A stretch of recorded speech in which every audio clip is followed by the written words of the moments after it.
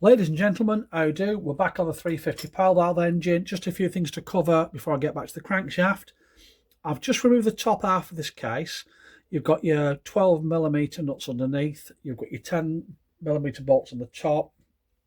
Give it a tap with a rubber hammer and they separate. I don't need to remove the gearbox. That's all okay. That's all been left in place. What you will find is that they won't fully separate, and for one reason.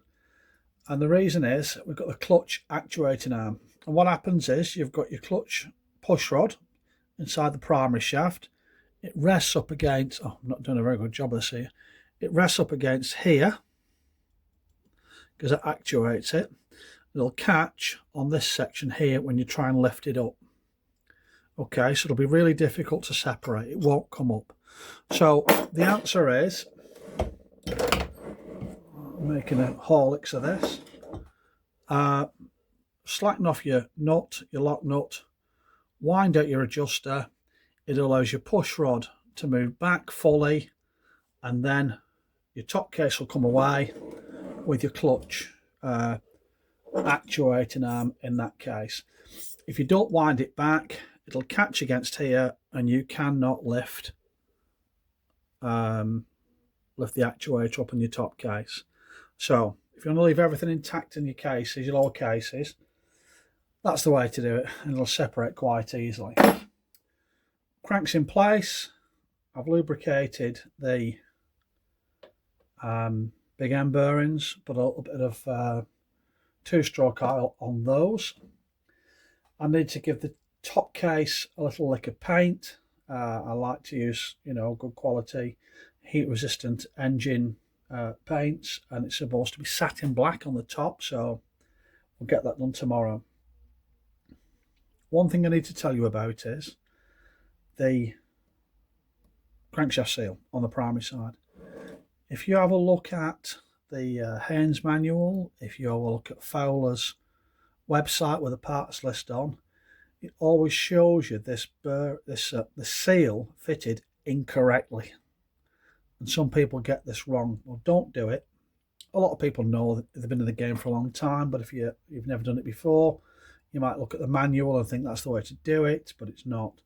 The castle section, the raised sections here, let me see if I can find the old seal. Bear with me. I should be better organised.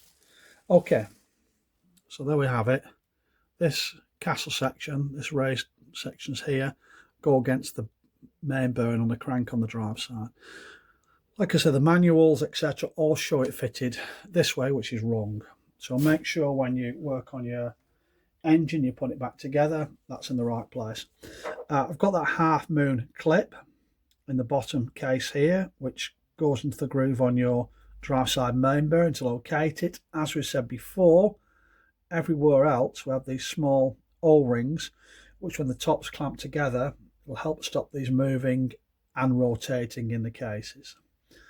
I'm going to fit a new output seal, but I'm going to do that when the cases are back together, because it's not like this where you have those raised sections on the seals, and quite easily take the sprocket off. Use your chain wrench, lock the sprocket up, get that off, clean all that up, and put a new seal in. So obviously I'm not going to do that now. I don't want to split the gearbox.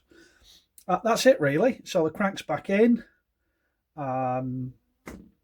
Yeah, keep coming back looking for my other videos. We do have, you might have seen, let's have a little look, currently on with this bike, which is Steve Parrish's 1985 F1 bike with the RD500 engine. That bike's almost completed.